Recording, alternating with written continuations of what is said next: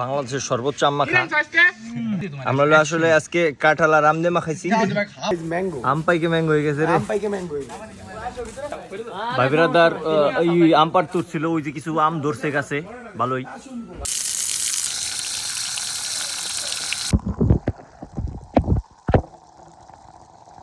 কাঁঠাল পাইকে পুরো জ্যাক ফ্রুট হয়ে গেছে আমাদের।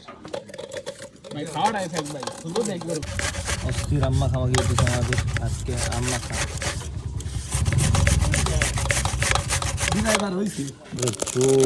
ভাই, খিচুড়ি মাখাইছে।